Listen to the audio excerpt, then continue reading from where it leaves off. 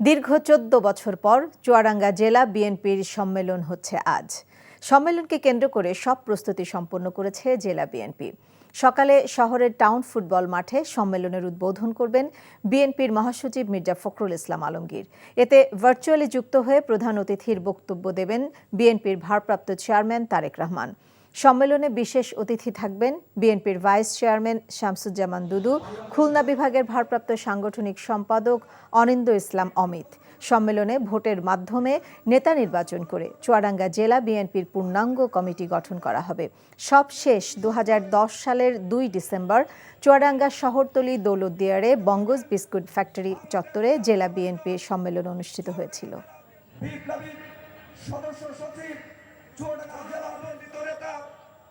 চুলতা কবেকার অন্ধকার বিদিশার দিশা, মুক্তার শ্রাবস্তির কারুকার্য।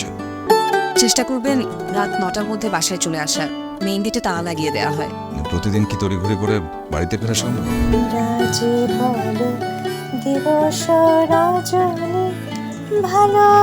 একটা কথা বলতে চাই, তুমি ভীষণ সুন্দর গান করে। প্রেম পেরোলো অনেকগুলো মাস, ভালোবাসা মেখে আজ তুই অভ্যাস। তুমি আমি এসে খুব সমস্যায় ফেলে দিলাম, তাই না? আসলে গাছ আর সম্পর্ক দুটোই একই রকম। জীবন্ত রাখতে হলে যত্ন নিতে হয়। ভালোবাসার বিষয়টা আপেক্ষিক, এক একজনের কাছে এক এক রকম।